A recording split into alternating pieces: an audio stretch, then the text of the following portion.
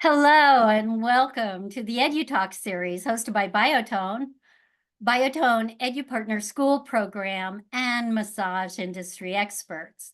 With the continued interest and popularity of the EduTalk series, Biotone continues to support virtual learning and building massage community by connecting you with industry experts who share their knowledge and expertise on topics not only for class discussion, but career success. Today's expert is Kathleen Lisson, a lymphedema therapist, board-certified massage therapist, focusing on post-plastic and oncoplastic surgery, and is an approved NCBTMB CE provider offering online classes. She's presented for the American Venous and Lymphatic Society, International Society of Lymphology, Lymphedema Association of Manitoba, Lymphedema Seminars, National Lymphedema Network, and Society for Oncology Massage. Plus, Kathleen has authored Plastic Surgery Recovery Handbook, Lymphedema Treatment Guide, and Stress Reduction for Lymphedema.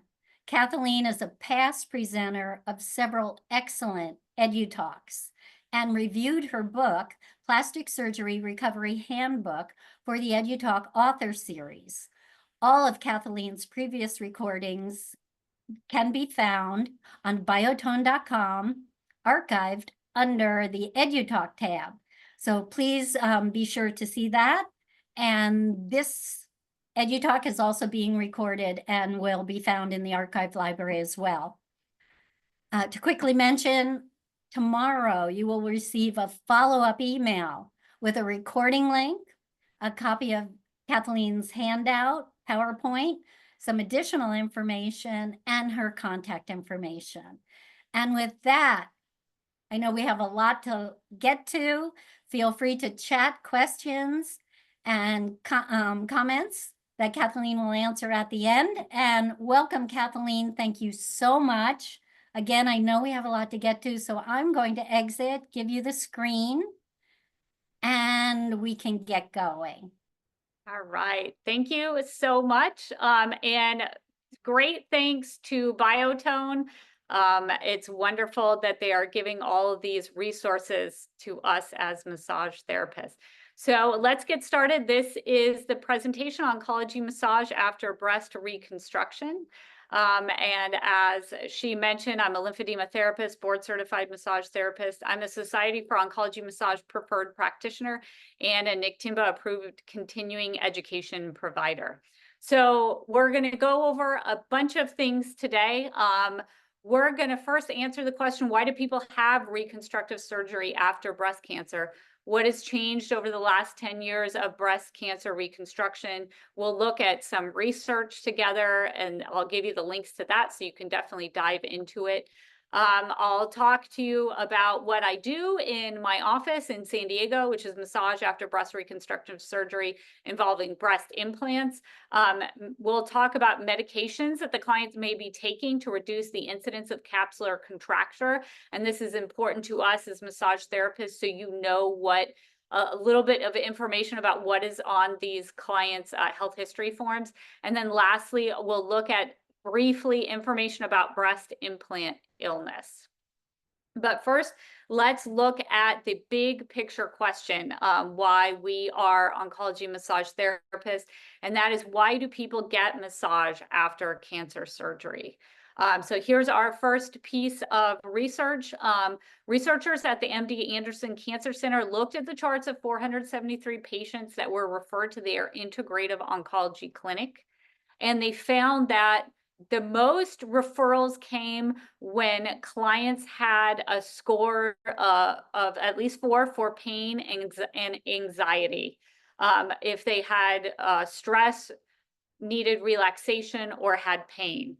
And this ESAS, I love a good symptom assessment scale. It really gives us a foundation to work from as oncology massage therapists and massage therapists in general.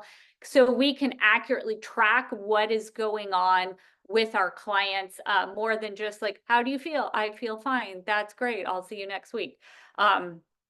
So the ESAS scale is designed to help assess pain, tiredness, nausea, depression, anxiety, drowsiness, appetite, well-being, and shortness of breath. So that's a good scale to see kind of what are the different symptoms that are happening to clients who have are in cancer treatment, have a cancer history. So why, narrowing down a little bit, why do people have reconstructive surgery after their breast cancer?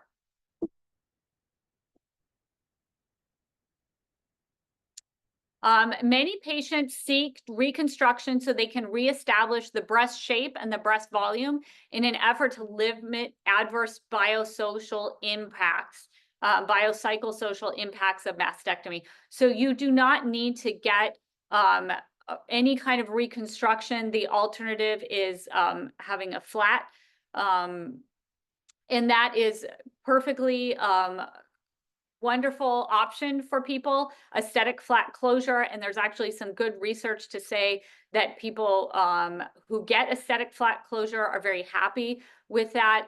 But some people do want to get reconstructive surgery. And so these are the people that we will be helping, that I'll talk about in this presentation. And so the research has shown that breast reconstruction can aid in restoring the patient's body image and sense of femininity, as well as improving her overall quality of life. Before we move on, we really have to talk about the fact that there are disparities in breast cancer reconstruction. So not everyone across the board is getting equal treatment under the healthcare system in America. So this journal article is authored by researchers from City of Hope, which is one of the largest and most advanced cancer research and treatment organizations. And they found that the effect of federal mandates has been absolutely profound. The first mandate that came in the late 90s to the time where they were looking in this research at 2015, they found that almost all rates of the breast reconstruction have doubled since the federal mandate came in and said, you have to provide this to people after breast cancer. But despite these federal mandates, access and use of care is unequal in America. They've found disparities in breast reconstruction when they're looking at patients who are minorities, who are publicly insured or uninsured, if they live in a rural area, if they are low income, if they have poor access to community hospital, specifically the doctors that can perform this surgeon, and if they're non-English speaking. So not all people with breast cancer will get offered the same reconstructive options.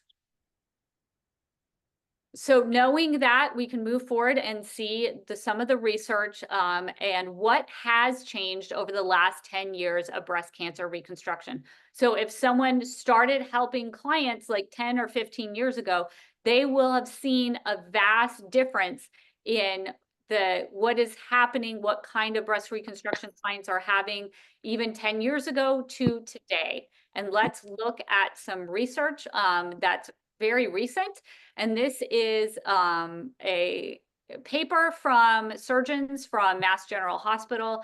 And they looked at over 3,000 immediate implant-based breast reconstructions. And this is what they found over the last 10 years. They're seeing a lot more skin-sparing, nipple-sparing procedures. If they use a skin flap, the vascularity in the skin flap is improved, so the skin flaps are better than they used to be.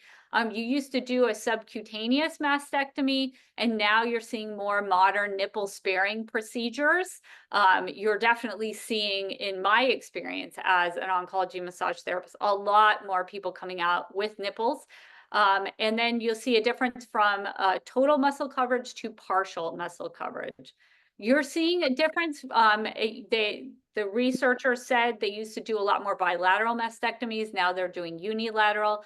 The skin flaps are thicker. They're better perfused. And the biggest thing is the rise of using acellular dermal matrices. And we'll start talking much more about this throughout the presentation, but that is something I really want to focus on, because I've definitely seen this, especially in the last 3 or 4 years of helping clients out, is I've seen more and more clients come in with these ADMs used in their surgery. So let's kind of back up a little bit and kind of look at, what do we talk about when we talk about reconstruction after the treatment for breast cancer? So the lady will come, she'll get the breast cancer, she'll get the surgery, and most often, very often, she will walk into the operating room, they will take the cancer out, and then in that same operation, she will wake up with either an expander or an implant in the body. And she can also, so that's implant-based reconstruction. And then there's also something called flat reconstruction. So that's, they'll take tissue and skin from a different area of the body, most often the abdomen, and then they will rotate that flap of skin and tissue up to the breast, and help, that tissue will help to reshape and make like a mound of tissue in the breast area from the, to kind of replace the tissue that had to be removed because of the cancer surgery. So you can have it's kind of like mix and match. So you can have a flat plus an implant. Some people, you just have the implant. Some people, you just have the flap.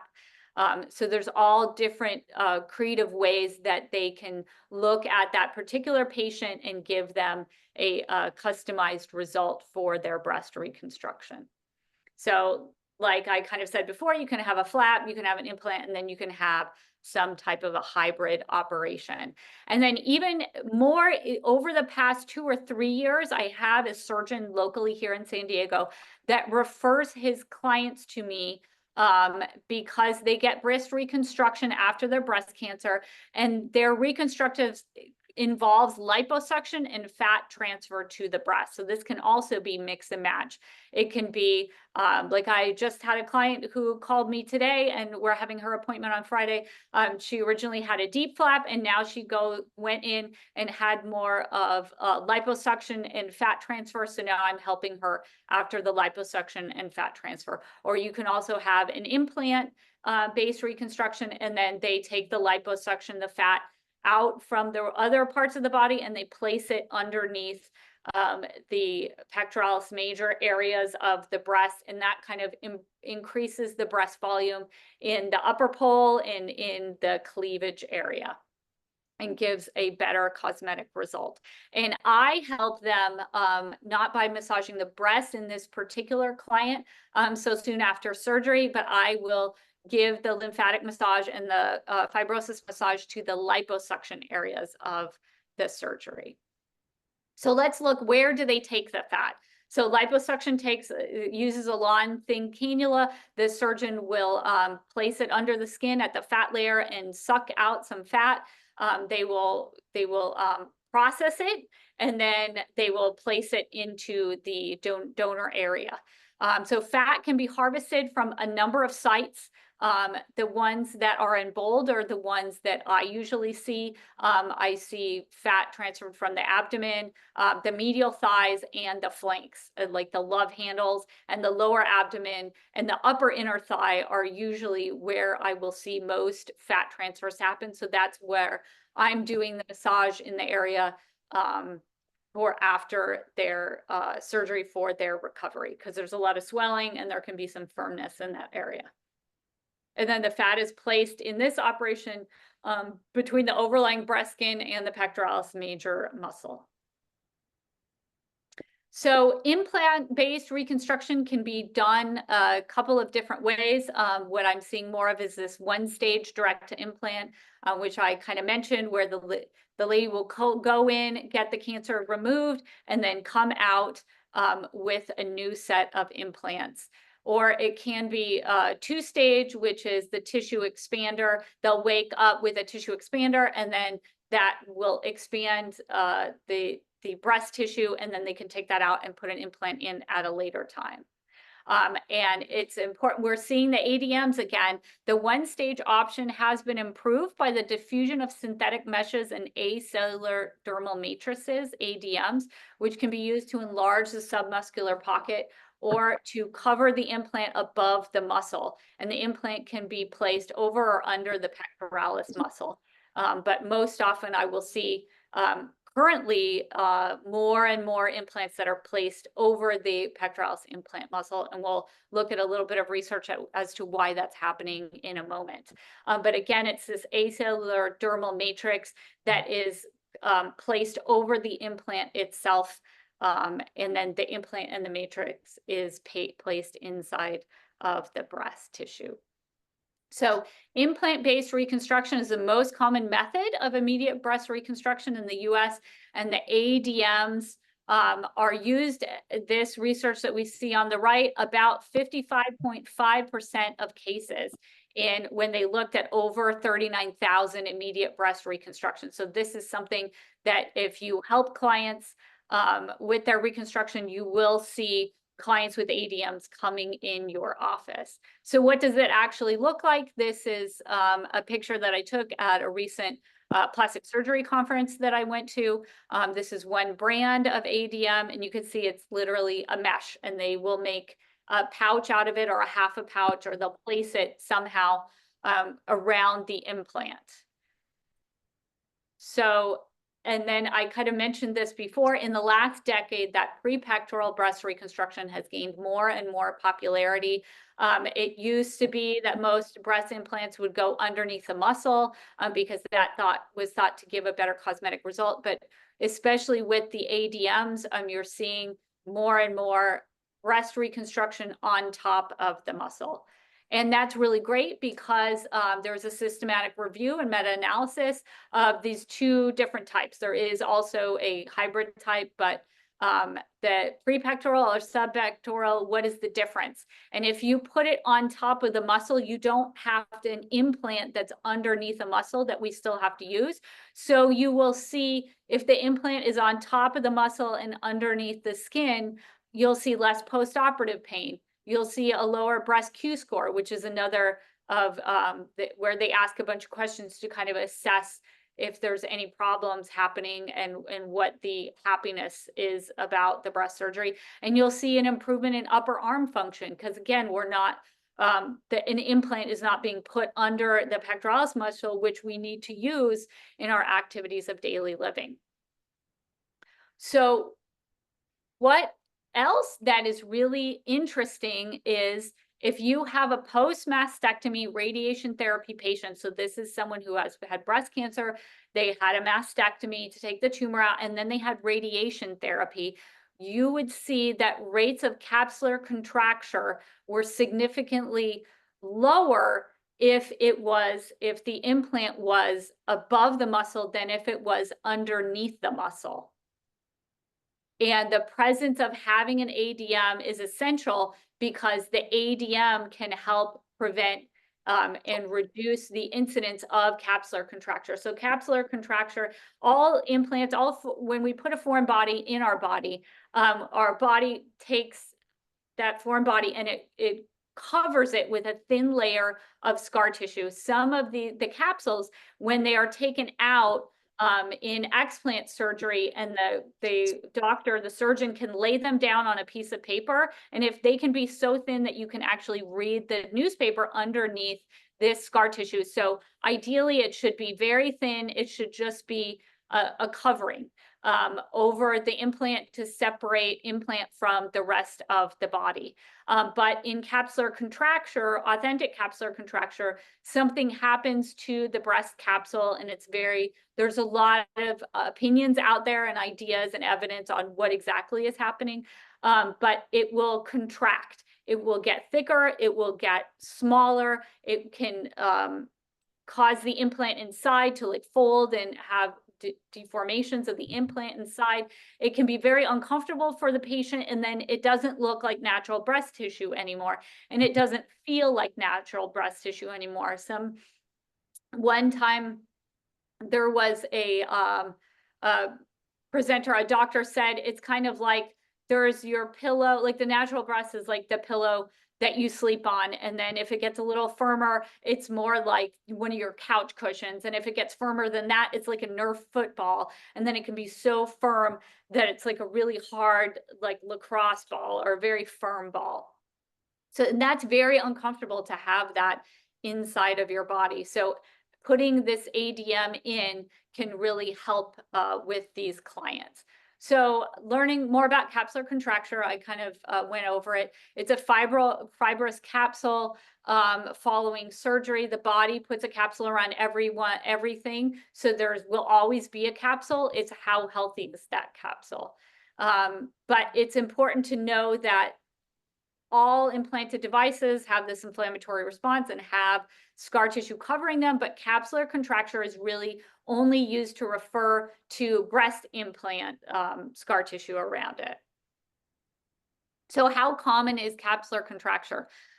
Here's a study from 2022, looked over 12,000 breast implants, and they found that the most common reason for breast implant revision was capsular contracture. And it is the reason for breast implant revision in over 37% of the cosmetic revisions that this study looked at. So it's definitely, it happens, it's out there, and you will definitely see it. I've seen several cases in my office of capsular contracture. And one way that the surgeons will try to help capsular contracture, the most direct way, the final solution is you take out the implant and the capsule, and then you put a different implant in. But some clients opt to have, they don't want that big surgery, but maybe liposuction can help. And this is something where maybe they come to you for the massage after the liposuction, so you can kind of understand what's going on with these clients that would call and ask for an appointment. So if you place a fat graft and use lipofilling as an alternative treatment for capsular contraction, one study showed that it elevates the resolution rate up to 86%. So the clients are happy because it reduces pain from capsular formation. It reduces this foreign body sensation, which is when the client can feel like they have something inside of their body, because they do have they do have an implant inside their body. There can be a feeling of tension, and there can be a feeling of cold breast because the implant and the silicone or saline inside of the implant isn't room temperature. So you can feel like your breasts are colder than your natural tissue that has, you know, a blood supply and has warmth coming to it. So we found that liposuction and fat grafting to the breast after breast implant surgery, it can reduce pain from capsular formation. It can reduce the feeling of tension. It can reduce the feeling of cold breast. It can disguise implant edges. And then some people have it even without capsular contracture because they're trying to improve the cosmesis. They're trying to get a better cosmetic result from their surgery. And another really interesting thing, I was so excited when I was doing research for my class, breast implant and explant massage class, and we'll talk about that class a little bit later. But when I heard this, I was just really interested as someone who's an oncology massage therapist. But capsular contracture may actually be an inaccurate term if the client has breast deformity after they have radiation. So they have surgeons in the operating room has found that the breast changes when the patient is under anesthesia. So if the patient has breast cancer, removes the tumor, has an implant placed underneath the pectoralis major, and then says, this is really hard, I think I have capsular contracture, they'll take them into the operating room again. They will put the patient under anesthesia, and then once that pectoralis major muscle is relaxed from anesthesia, it resolves the asymmetry. The contracture goes away. And that was enough to convince these surgeons to write this paper and say the muscle is actually a key contributor to breast contracture if the muscle has been affected by radiation after the breast surgery. So they found They propose that if it's a breast reconstructive patient, they've had radiation, capsular contracture can be an inaccurate term to describe what's happening because it's muscle fibrosis that's happening. The issue is with the pectoralis muscle and not with the scar tissue around the implant itself. So I found that was very interesting. And I found some research studies where they're actually putting Botox into the muscle to relax it to help this, because if it's a muscle issue, then no matter how many times you replace the implant, you're still going to have this issue. So this is one of the most interesting things. I think I say that about everything, but I'm just really fascinated about this. This is one of the most, the takeaway that I want you to have the most, and that is that there are medications, if you have clients that whether from breast augmentation, so it's they want cosmetic surgery to get the implants put in, or they want surgery to reconstruct their breast after breast cancer, that this surgeon from the plastic surgery will recommend these medications to them that you will find on their health history form. It's not necessarily a medication that they are using to reduce allergies or other indications traditional indications for the medication. And that was something very interesting to me once I had my first surgeon that started giving me a lot of cosmetic breast implants. I was seeing a lot of this singular and generics on the health history form. And I was like, that's really interesting. Like, how is everyone in San Diego on allergy medicine? And it turns out one of the clients said, oh yeah, the plastic surgeon gave that to me. And I was like, that's very interesting. Now I really need to do my research and understand what are the side effects of this drug, because it's not a drug that you've been taking for a long time. It's a drug that you just got on, and we really need to know the side effects of these drugs. And one of the side effects can be suicidal ideation and depressive thoughts. So that can be something that I will have, or intense dreaming. And I want the client to know that so they can have the conversation with their plastic surgeon and say, hey, I just started taking this medication. All of a sudden I'm having these odd thoughts and feelings. Is it enough? Should I still be taking these medications with this side effect? So I need you to understand that some of the medications that you see on their health history form may not be for a long-term problem. It may be to affect the rate of capsular contracture in their recently implanted breast implants. And if you decide to take my breast massage class, we go over each of these in detail. So you can understand, because some of them have side effects that you really want to know before you're going to walk into the session and massage the client. So let's go right into the actual massaging the clients with the breast cancer history after implant-based reconstruction. So what I do in my office is I start 1 to 2 weeks. If they've had liposuction and fat transfer, I understand that when they come in, they are going to look in some ways like a lymphedema patient with their compression. Just like we treat people with lymphedema with foam and then a compression garment, they may have foam or like ABD pads to cushion on the area of liposuction, and then a compression garment on top of it, and that will be given to them and directed through their plastic surgeon. If they want to have a massage of their breasts and around the breast implant, that has to be led by the plastic surgeon too, because if you have a mesh, if the client has a mesh inside, surgeons usually want to wait at least 6 weeks until after the surgery for you to move possibly that mesh around. And it's important because the mesh has to do its job. It has to act as like a scaffold for the body to make a nice scar around it. And we don't want to mess that up or move the mesh in relation to the implant with our massage of the breast implants. But if the surgeon said, yes, please do the breast implant massage, often they will show self-massage to the clients, and then the client will want to come in to see me, and then I will get to show them too, and it's more of a leisurely, rather than like 5 minutes really getting shown real quick by the nurse in the plastic surgeon's office. They can kind of go for their entire massage with me, and I can show them, and then we'll practice together so they kind of get the idea of how they should do a breast implant massage after a breast augmentation, if that is what the plastic surgeon wants to happen. If the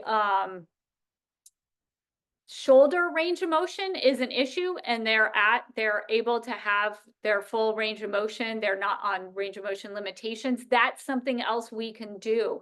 Especially if it's, after 6 or 8 weeks and they're like, yeah, I'm reaching, but I'm just not getting the same range of motion. And that can be because of all of the breast cancer treatment they've had.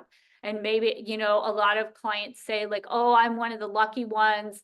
I don't want to bother anyone. It's like one more healthcare appointment to try to go to the PT. I always say, go to the PT, get this taken care of. You deserve full range of motion, as much as you can get, and we can help you with as medical professionals. Because hopefully it will be decades and decades that you will still live after this breast cancer treatment is done, and I want you to be able to live a full life and be able to do your activities of daily living. And that's something, if you have previous expertise, think about the shoulder range of motion, think about how we can help them to use that shoulder. Think about the clients will have drains in, and they'll have a drain scar around here in the upper right below, like their axilla on their upper torso. And that will sometimes be the most annoying part of the surgery recovery for them, will be, oh, it's pulling, it's tight. And that's something we can do scar massage on their drain scar. Always think of neck and back massage. Nobody escapes my office without getting a neck massage and an upper back massage, because that many times clients will be sleeping in a different position, and surgery is it's a very anxious time for them, and they may be sleeping on their back when usually they're a side sleeper, and then this is where you get stiff, tight necks from. And then any little, even 5 minutes of nice neck and upper back massage is always really well appreciated by the client. It helps them to feel more relaxed and happier after the massage. And then if you have previous education in radiation therapy, and you know how to help a client with any kind of limited range of motion after radiation, kind of think of the whole client. I like to say I treat a whole person, not just swelling in the abdomen after their liposuction. I want to see what is going on with their entire body. If there's anything appropriate that I can also do as an oncology massage therapist to help them. I would not want someone to just have their MLD on the abdomen and the inner thigh and the flank, and they walk away and they still, have a stiff neck because I didn't take care of the whole person. I just took care of like exactly what was swollen a week after surgery. So I want to talk a little bit, as we're in the closing stretch, of about breast implant illness. So this is something, as oncology massage therapists, we may feel guilty if we're trying everything we can do to reduce the client's fatigue, their joint pain, their headache, their muscle pain, their inflammation, and their sleep issues. And this actually goes for everyone who's ever treated anyone that has a breast implant. And they've had implants, they're not connecting the dots yet, but they have fatigue, joint pain, headache, muscle pain, inflammation, sleep issues. Nothing they're doing is able to help them. These and other symptoms are listed on the FDA's page of medical device reports for systemic symptoms in women with breast implants. So here is the actual webpage from the FDA. I would encourage you to read more about breast implants and about systemic symptoms that happen to a small percentage of women after they have breast implants, and understand this so you know what may be happening to clients that have these or other symptoms. Okay, so thank you very much for joining me in this like whirlwind tour of breast massage after the breast cancer reconstruction. If you want more information on this topic, like we said earlier, I am a NCBTMB approved provider, and I do have a class, breast massage after implant and explant plastic surgery class. It does cover breast cancer and reconstruction, briefly. If you really want to help people after breast cancer and breast reconstruction, there are some live in-person classes that can give you much more in-depth. This class, mine, which is online, it has 8.5 continuing education credits. It also covers cosmetic breast implant. So if the surgeon is sending you clients because they need breast massage after they get breast implants, if the plastic surgeon is sending you clients after they explanted or removed their breast implants, that is covered and extensively, because I started getting explant clients. I have a doctor here in San Diego, Dr. Syed, that sends me all his clients, and it's a very complicated client. I'm very happy to help them and be part of their recovery. And it is a lot of things that we have to know before we put our hands on this client, because not only are we going to be doing the massage on them, but we have to understand what's happening with breast implant illness. And so you're not really surprised by some of the symptoms and some of the issues system-wide that these clients will come and bring into your office and their massage. And if you do decide to purchase this online class, I have a free paperback copy of the study guide. It is no small animal. So I really wanted to put this together for my students to say it's a lot to learn in class, but there's something you can highlight, and there's something you can keep as a reference book in your office. So 6 months from now or a year from now, you get these clients, you'll feel like I can just consult this book and then look at the videos in the class and get myself up to speed to help these clients. So if you buy the class and you'd like a free paperback copy of the study guide mailed to you, just email me your postal address at the email on the screen. I will get it to you. You can also follow me on Instagram if you're looking to help people after cancer surgery. I have one for stress reduction for lymphedema. And if you're looking at helping cosmetic clients, definitely follow me at Kathleen Lisson on Instagram. And the copy of this presentation and all my other presentations is on my website, KathleenHelenLisson.com. And here are the resources.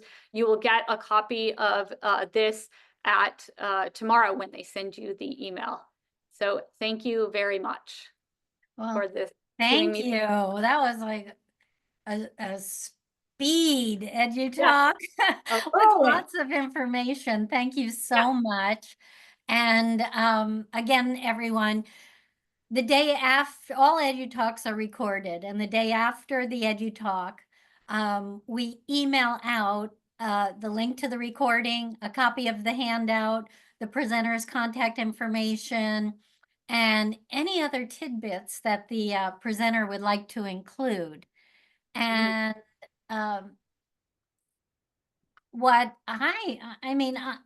Kathleen, yes, I do not know what's happened with breast cancer reconstruction and implants over the last 10 years. So some of what you said tonight was very new to learn about, especially the liposuction. I just thought there was one solution and, one size fits all, and you didn't really have a chance. So when you were talking about the liposuction, you mentioned it has to be processed. Yes. So what does that mean? It's so exciting. Well, you can't just like take the fat out and then just put it in. They process it and they take some of the impurities away and they get the healthy stuff and then they put it back in. This routinely happens whether you transfer it to the face, to the breast, anywhere to the body, to the butt in the Brazilian butt lift. They'll have like a little centrifuge over at the side. I was actually able to hold one in my hand. Me and the lady, we were geeking out at the plastic surgery conference because I was like, oh my gosh. And she said, this is the one that, the surgeon that refers clients to you, I know who it is. So I know what setup he uses. So I was like, this is so great. So yeah, it's like a little crank thing, centrifuge, or they can do a bigger one, depending on how much fat they have to process. But that's something that happens in the operating room. Okay, so the liposuction, do they do that in advance? Do they do it during the cancer surgery, the breast cancer surgery? It'll be Is after. there, Yeah. I, Yeah. So I mean, I have a lot of questions because you also mentioned um, uh, massaging for the lymphedema or the swelling. as well. Uh, so time frame, how does all this fit together? Yep, usually it's 6 to 9 months, and it's hard to get a read on it because I really started seeing this in the middle of a pandemic when the surgeries were a lot different in 2021 for cancer treatment. People were taking a lot longer between all these surgeries because we didn't have the operating rooms, I think, like we were in the middle of a pandemic. But now I'm seeing maybe it'll be 6 months from their first surgery to where they're finally getting the reconstruction. The client had like a deep flap a couple, maybe 3 months ago. And then she came back for, now she's doing the liposuction. So they want to spread them out. And I like to also say, like, when the client gets liposuction, it's usually not a one and done. They usually have two. So there'll be a time, if you don't like your results, you get a touch up. And I know at the end of the cancer journey, the last thing someone wants to hear is, oh, in 3 months, you'll have another surgery. No one wants another surgery. They want this to be in the back, in the rear view mirror, and they're going off and living their life. But I think it's very heartening for some people to say, you had the liposuction, we'll see what happens with it. If you find, like, oh, there's just this little indent, there's this divot, I just don't like it. We're not abandoning you. Like, you can call and your surgeon will give you, another operation. So try to turn it around from like, oh, it's a 2-stage surgery to, oh, we get another chance to get the perfection, whatever the client wants in terms of cosmesis. So usually I see like 6 to 9 months. And I call it like the happy surgery. The reconstructive surgery is a happy surgery. A lot of people, you go in and you are scared for your life when you're getting the tumor, and everyone is really, really scared, and there's a lot of stress in your family. But this is the one that is going to restore their self, their body, and connect them back to their life. So I love to say, I was like, I love to see you at the end of the journey where you're not coming to see me like in a hospital and it smells like antiseptic, but it's in something that looks like a massage studio that you would get a nice back rub in. And there's someone with a lot of education here, but I want to make it less hospital and more like, this is something for self-care we're doing. Very good. Well, let's I could go on asking questions, Yeah. but let's Marla has one. And is there a difference in massage approach between a DIEP flap reconstruction and silicone or saline implant? Yes. Yep. And like I said, sometimes will be both. But if there's the deep flap reconstruction, I don't touch the flaps themselves. I will touch the donor area where that skin came from. So that will direct the MLD according to similar from a tummy tuck. So where I am focusing on the area which has swelling is the lower abdomen. And I'm focusing on that scar and like maximizing the comfort in that area from the deep flap itself. And if it was a silicone or saline implant, if it's just the implant, am I massaging the implant or not? It's up to the surgeon. And if it's liposuction, I'm massaging the area of liposuction. All right. Susan is asking post-op for massage, 6 weeks. Does this also include a capsular contracture precaution to be infection-free? So I get what you're saying with the ADM. I don't want to massage people for 6 weeks. If someone has an infection, I'm not massaging them.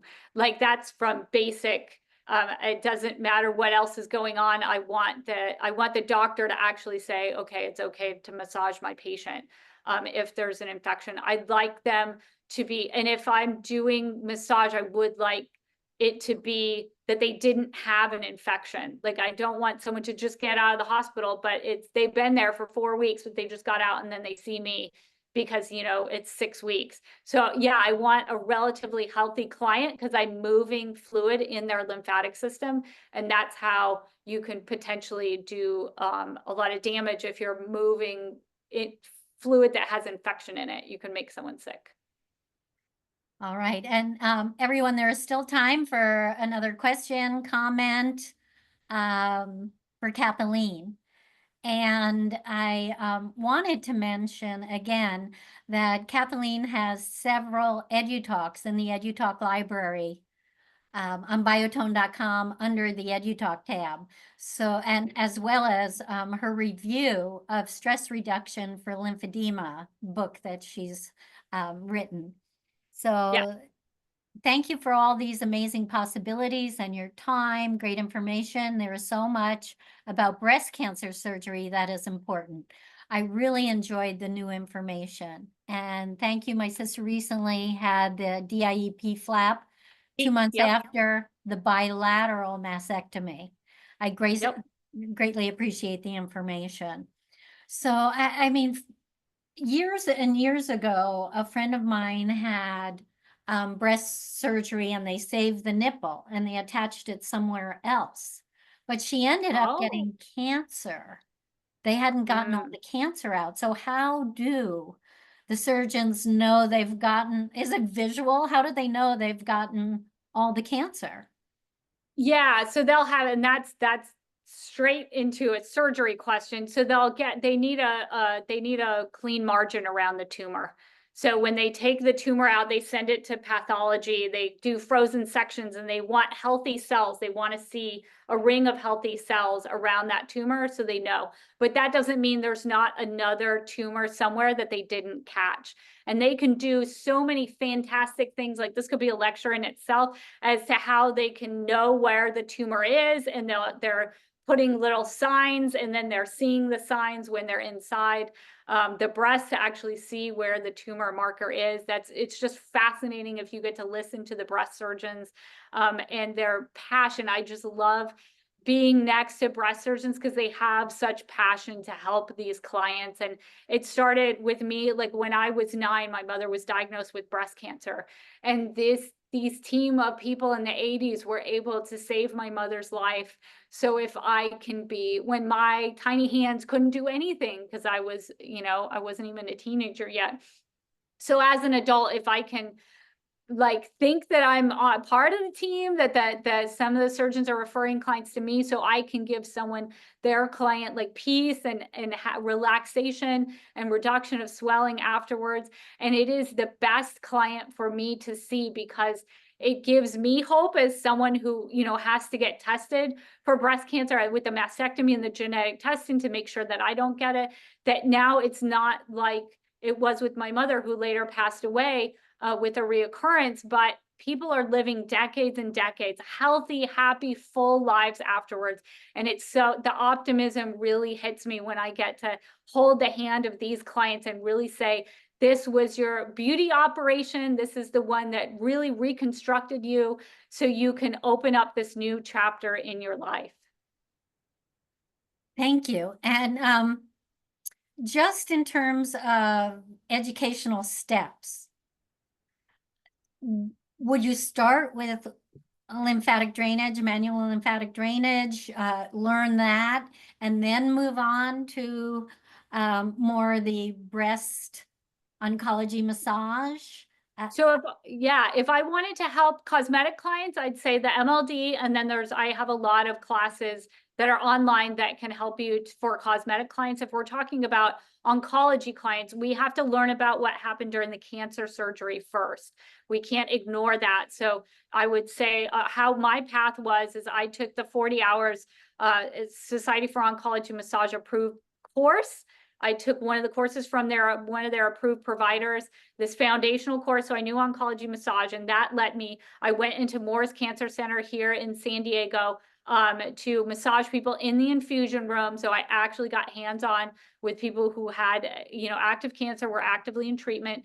And then I took the MLD, and then I really wanted to help people with lymphedema. So I took the CLT training, but I think after MLD, you can actually, you can absolutely go and take online or in-person courses, but whether, some people learn really well online and some people learn better in person. But once you've had that in-person MLD and you know how to do the MLD with your hands, you can see how we it's most of what I use for the cupping and the myofascial work and the fibrosis work is stuff that we learned in massage therapy school. You'll see how I use it for a fibrosis client. So that I feel confident if someone likes online training and they can't get away with the hotel and the flight and the childcare, we can do that part online because it's nothing you haven't seen before, really. But some people really like an in-person class where they want to fly somewhere and sit for a week and learn. And there are in-person classes from Norton and Acoles will do a long-term in-person class.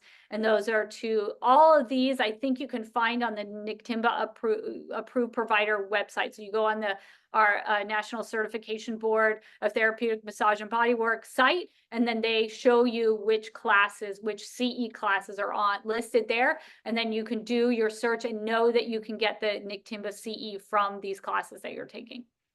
Do you know the NCBTMB website off the top of your head, or? I think it's ncbtmb.org. Okay. Oh, yeah. Okay. All Yes. right. Sorry. Yep. I never heard it pronounced that way. Anyway, as we wrap up, and I don't see any other questions have come in, would you like to mention what you're doing with yoga? Because tomorrow in the follow-up, I'll include a link. And I thought we have a few minutes to just give you a platform for that as well. Yes, so I am always obsessed with learning, and since I'm a massage therapist, I was a massage school instructor. I like to use my body to teach. So I really got interested in yoga and its positive impact on clients with a cancer history and lymphedema when I was writing the book Stress Reduction for Lymphedema, and I really wanted to get my hands into that. So I actually made a presentation where we can see some of that evidence. And then I made several yoga videos so you can actually try some yoga postures in a short sequence that I make that I am showing you in the video.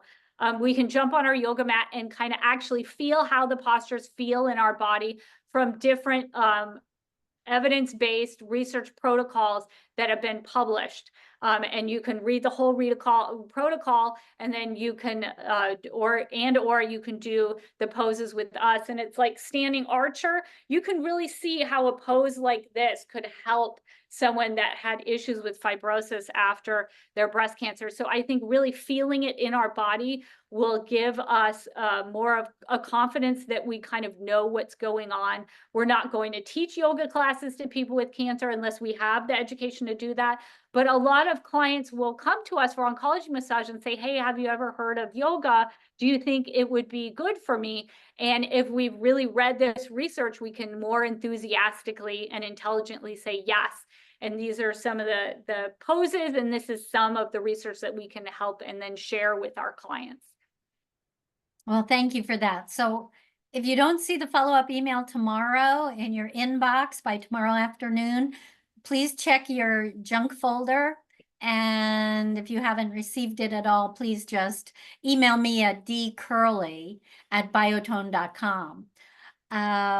I'd like to mention the rest of our October Edu Talks, and please join us. And for those of you who don't know, we also do the Edu Talk Diabetes series, which has been quite educational.